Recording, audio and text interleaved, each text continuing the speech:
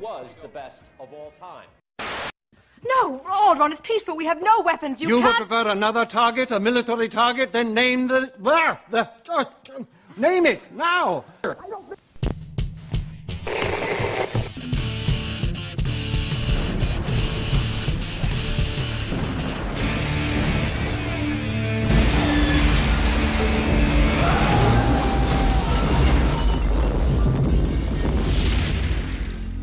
Well, we're a short bit away from the next installment of Star Wars, featuring the final performance of Carrie Fisher as the iconic Princess Leia. So prepare for the usual inundation of think pieces about how Princess Leia was the first woman action hero and so on and so forth. Not to take away all the things Star Wars gave films going forward, but I think that's one accolade we can deny Star Wars. In fact, there have been many badass women over the decades, and to shine a light on just a few, here are my top 5 badass heroines before Princess Leia. Number 5. Angela Mao as Cao Yu-ying in Hapkido. Taking place in mid-1930s Japanese-occupied China, Hapkido follows the story of several martial arts students who resist oppression using their fighting skills.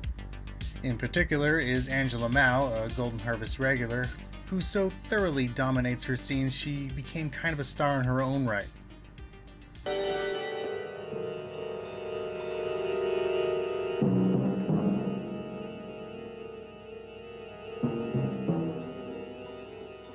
It's pretty clear the inspiration for this movie, at least stylistically, was Bruce Lee's Fist of Fury.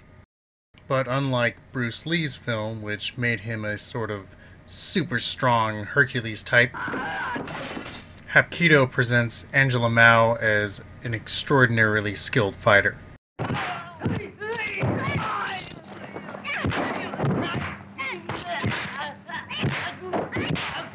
Angela Mao would go on to play strong, fight-competent women in other films, as well as have a small role in Enter the Dragon as Bruce Lee's character's sister.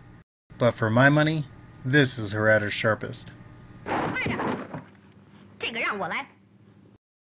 Cao Yu-ying just has this kind of adaptive intelligence to her I find refreshing. Not simply as a female lead, but as a character. She's eager to learn, but also quick-witted in battle.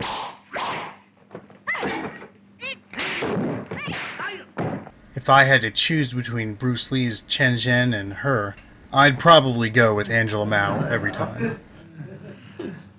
Number 4. Christina Lindbergh as Frigga in Thriller, A Cruel Picture. First, a bit of backstory. Christina Lindbergh was a sometime model doing work for fashion and product advertising before making a splash in, gentlemen's magazine spreads. This led to some work for the Swedish film industry. Her doughy-eyed, youthful appearance made her ripe for roles as naive maiden daughters and the like. And it appeared that's the sort of role she was destined for. In fact, she made several pictures to that effect over the next couple years. She would likely have been long forgotten in the annals of obscure film resumes if it were not for the chance encounter at a Stockholm airport with some Japanese agents who saw something more in young Christina. In 1973, she appeared in the first of the Riko Ike-led elder sister films, known in the United States as Sex and Fury. Sex and Fury is one of the more classic movies of a genre known in Japan as pinky violence, so called because they contain a lot of, well, sex and violence. Sex and Fury has the usual sort of plot. A skilled swordswoman at the turn of the century is seeking to track down the killers of her father and exact revenge.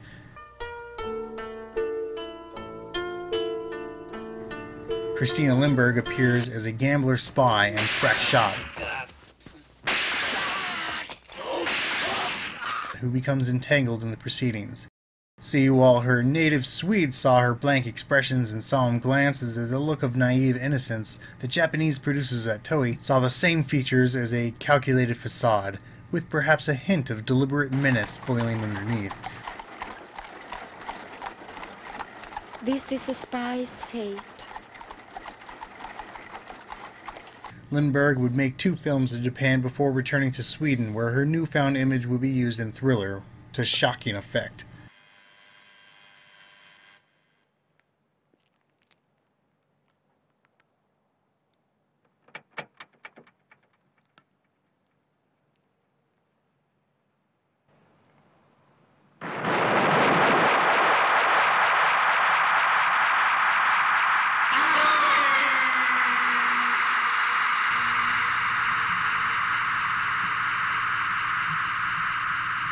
Frigga is a woman kidnapped, hooked onto heroin, and forced into the sex trade.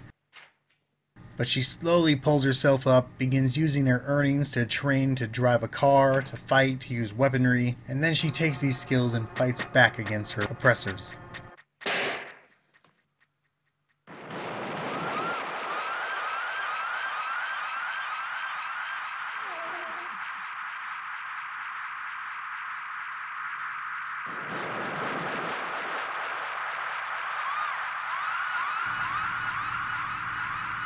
Make no mistake, this is a brutal film. But it's also kind of beautiful in its own way. The character of Frigga is harsh but memorable.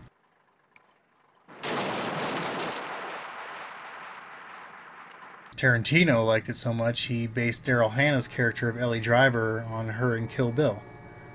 Thriller is, as the title indicates, a cruel picture.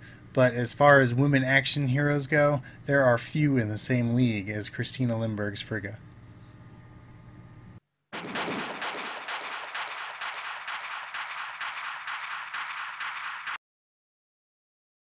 Number 3.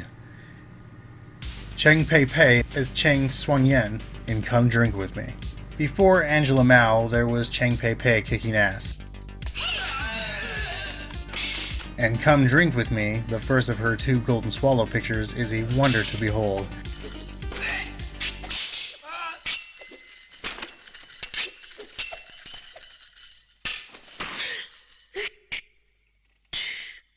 It is a great instance of a woman-led action film.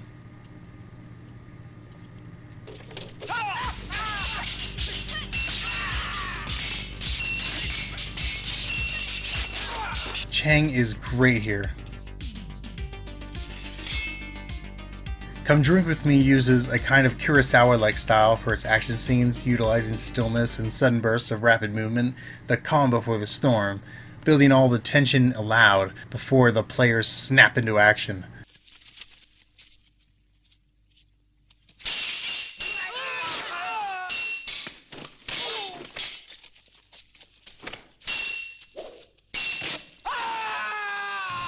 Cheng Pei Pei got her start as a dancer and appeared in a smaller capacity early on, and so it's actually something of a surprise to see her as a full-blown badass here.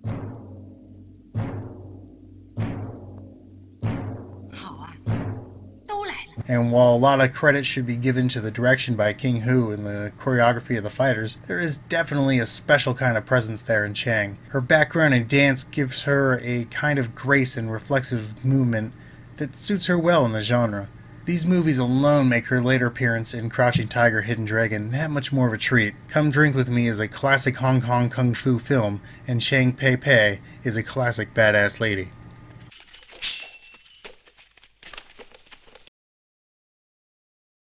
Now, at about this time, someone out there is probably saying, yeah, sure, that's all Europe and China, but what about in America? Well, I got 2 beautiful words for you.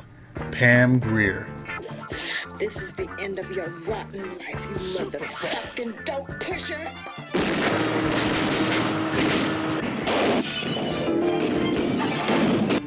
And in particular, I'm talking about her role here as the titular character in Foxy Brown.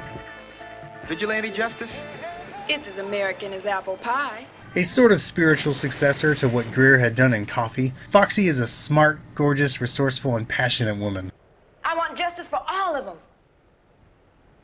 And I want justice for all the other people whose lives are bought and sold so that a few big shots can climb up on their backs and laugh at the law and laugh at human decency.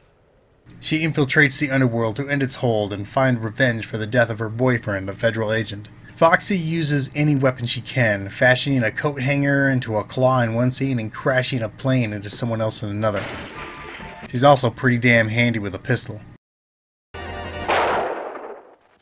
Foxy Brown exemplifies the fierce and fabulous sides of the feminine warrior type. I swear, baby, I don't know what you're talking about. Ah!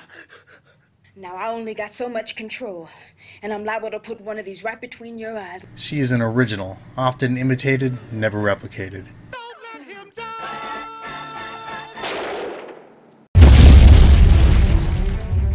Number 1. Miku Kaji is Yuki Kozma in Lady Snowblood. So many action heroines go the route of imitating the male image of power. Physical strength, brutish, gun-toting masculinity. Hey Vasquez, have you ever been mistaken for a man? No. Have you? Not that there's necessarily anything wrong with this approach, I just think it's more interesting to portray femininity as something other than a weakness. Yuki Kozma is strength and womanhood. She's clever, resourceful, and skilled with a blade.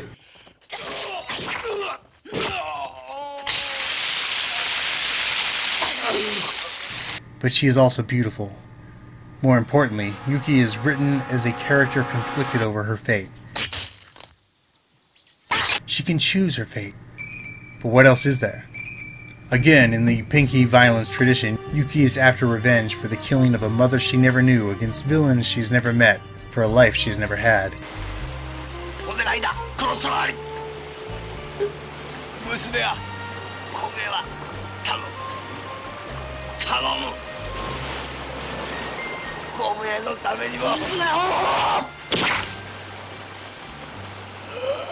Miko Kaji climbed to fame in Japan through exploitation pictures.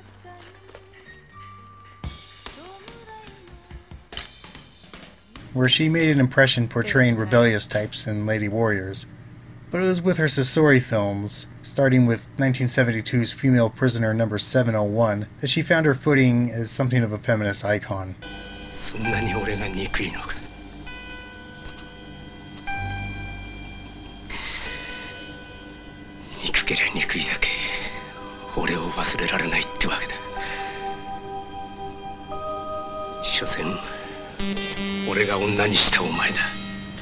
These movies are all about the male subjugation of women and the fight to come out from under said boot.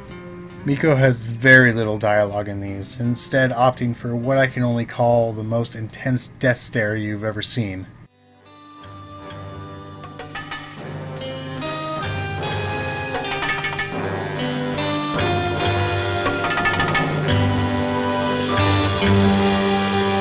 She brings this attribute to her Lady Snowblood character, making this menacing sorceress all the more memorable. The scenery of Lady Snowblood is often quite beautiful, and the contrast of the violence in such settings so distinct, along with Miko Kaji's singing on the soundtrack so haunting. Quentin Tarantino would crib these elements for Kill Bill in 2003.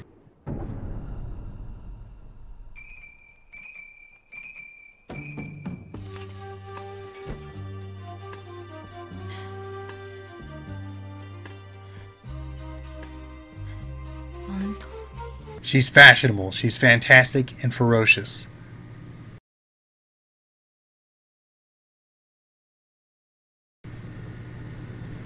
She is Lady Snowblood. So those are 5 great women badasses before Princess Leia. Leia is but one in a long, proud line. I'd like to know your favorite lady badasses from any decade, so let me know in the comments below. A special shout out to my 3 patrons. With 3 patrons, let's throw out a bit of trivia here involving 3 of the ladies I've been talking about.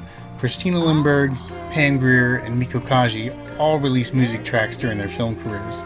Pam Grier's longtime woman plays in The Big Dollhouse from 1971, where Grier made her first major film appearance. Miko Kaji released several songs for her films, notably in her Sasori pictures, but also, as I made reference to earlier, for Lady Snowblood. Thanks for watching the video, everyone, and I'll see you around.